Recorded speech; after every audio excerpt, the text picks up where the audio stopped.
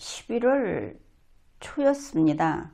11월 첫째 주 상주 꽃감 광고 영상이 온라인상에 잔뜩 퍼졌습니다. 가는 데마다 그 광고가 나왔습니다. 나중에 보니까 이것이 사기였다, 그런 뉴스 보도가 있었습니다. 사실 그 광고 영상은 잘 보고 있으면 문제점이 많았습니다. 처음에 거의 말리지 않은 감처럼 큼직한 그런 곶감을 둘로 쭉 가르면서 정말 먹음직스럽게 보여주는 그 곶감의 크기라든지 그 모양, 상태, 이런 것들도 우리가 흔히 알고 있는 곶감의 그것은 아니었고, 그리고 광고를 하는 사람들이 중국풍의 옷을 입고 있다든지 또 한국말씨가 아니라든지, 요즘에 다른 광고도 보면 우리말이 이상하게 외국인이 하는 것 같은, 혹은 말이 되지 않는 이런 상태로 광고 방송을 내보내는 것을 다른 광고에서도 목격하곤 합니다. 그런 문제점이 있기는 있었습니다. 그런데 워낙 거창하게 광고를 하면서 그 영상에서 식약처의 인증마크도 넣어놓고 생산자가 누구다, 생산지가 어디다 하고 각종 서류를 보여줘 가면서 동영상 광고가 그랬습니다. 그런데 그 계좌는 중국에 있었다든가 홍콩에 있었다든가 그렇게 돼 있죠. 돈을 입금하면 돈이 그리 들어가게 돼 있었던 겁니다. 그러면 결과는 어떤가? 상주 곶감을 생산하는 농가는 비난을 받고 피해도 입었겠지만, 가장 직접적인 피해는 그런 광고를 보고 돈을 넣고 곶감을 사려고 했던 소비자가 되겠죠. 소비자는 일단 곶감을 받지 못합니다. 그리고 10중 8구 돈도 돌려받지 못하겠죠. 쉽지 않을 겁니다.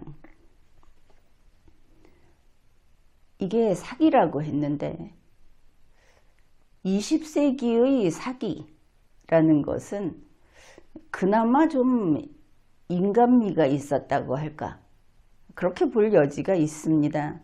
사람이 사람을 속였던 것이죠. 우리 형법 제347조 제1항 이렇게 규정되어 있습니다. 사람을 기망하여, 사람을 속여서 재물의 교부를 받거나 재산상의 이익을 취득한 자, 이게 사기꾼입니다. 그랬는데 이 경우에는 흔히 사기 피해자에게도 비난 가능성이 있다, 그런 말들도 했었습니다. 왜냐하면 욕심 때문에 피해자가 되는 경우가 왕왕 있었기 때문이죠. 물론 아는 사람이라든지 그 친분 때문에, 정 때문에 이렇게 피해자가 되는 경우도 있었습니다. 어떻든 일반적으로 말을 하면 욕심이 없고 현명하면 사기 피해를 당하지 않을 수도 있었다. 그게 20세기였다. 이렇게 이야기할 수 있겠습니다. 그런데 오늘날은 상황이 크게 달라졌습니다. 온라인 거래가 주를 이루고 있죠.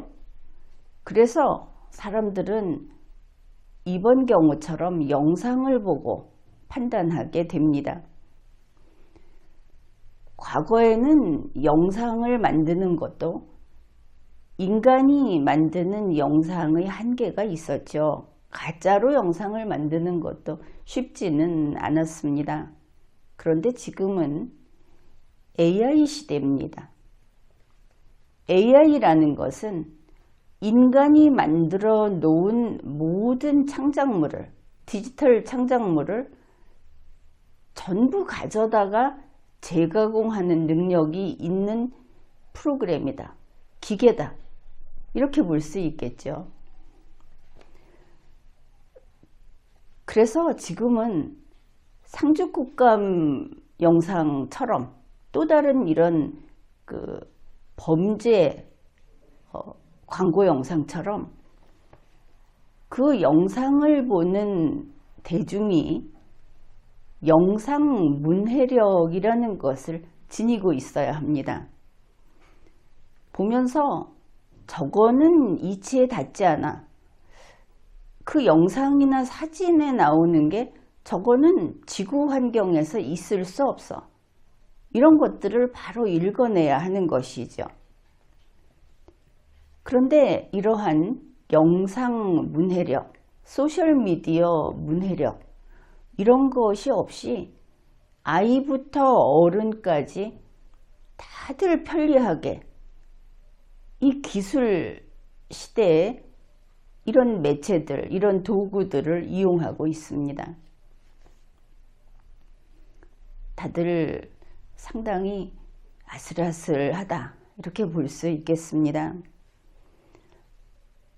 2025년 11월을 기준으로 봤을 때 우리의 환경은 어떤가? 우선 AI가 다방면에서 사용되고 있습니다. 특히 인터넷 강국인 우리 대한민국에서는 AI가 광범위하게 사용되고 있습니다. 개인들도 재미삼아 쓸 정도고 학교 시스템에 지장을 가져오는 이런 문제도 일으키고 있고, 물론 인간이 거기에 뛰어들어서 그렇게 오용하고 있는 것이죠. 현재 AI 영상이 소셜 미디어를 장악하고 있다. 이 점을 분명히 알아두어야 하겠습니다.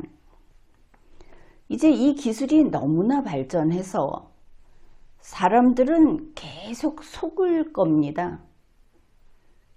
절대 다수가 피해자가 될 겁니다. 계속 피해를 당할 겁니다. 그러다가는 어느 때가 되면 소셜미디어에 있는 모든 것을 의심하게 될 겁니다.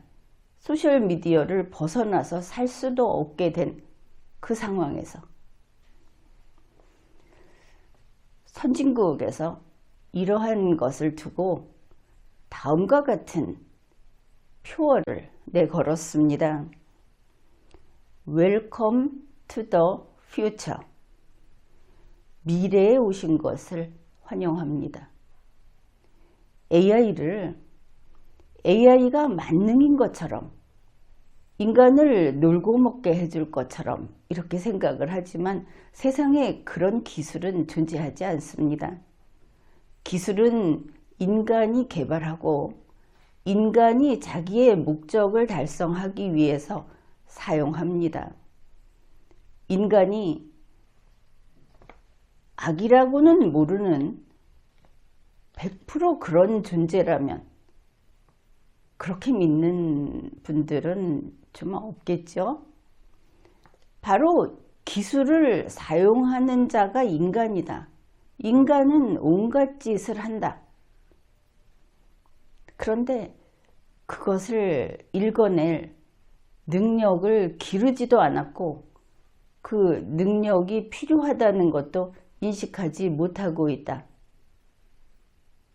지금 이야기하고자 하는 것은 바로 그 점입니다.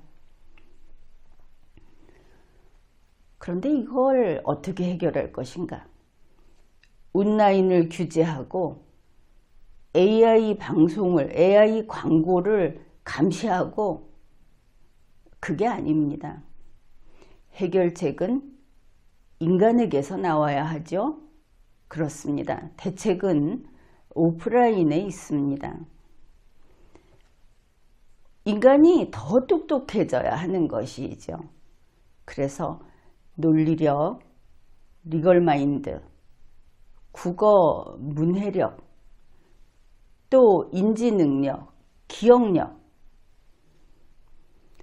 소셜미디어 문해력, 이런 것들을 지니고 있어야 합니다. 이상하다. 컴퓨터가 나오면서 사람은 점점 기억력을 덜 써도 되고 대신 기억해주면 됐는데 이러겠죠. 바로 그렇습니다. 전에는 암기를 잘하는 사람을 똑똑하다, 천재다, 어떤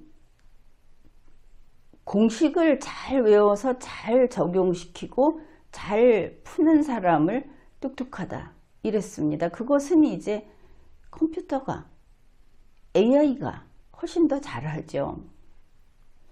그러면 인간의 똑똑함은 쓸모가 없는 것인가? 그럴 리가 있겠습니까? 인간은 겨우 그런 존재가 아니다. 그것을 훨씬 뛰어넘는 존재가 인간이다. 그렇기 때문에 오늘날에는 새삼스럽게 일 처리하는 데 필요한 암기, 정보의 재생, 이거는 기계에게 맡겨두더라도 인간이 인간으로서의 능력을 녹슬지 않게 하기 위해서 기억력 훈련을 해야 한다. 이렇게 시대적인 쓸모가 달라진 것이죠. 바로 그래서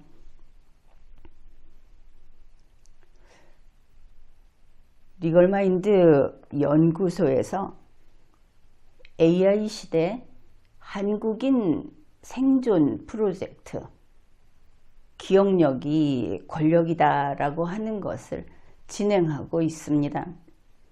한편으로는 생존 능력입니다.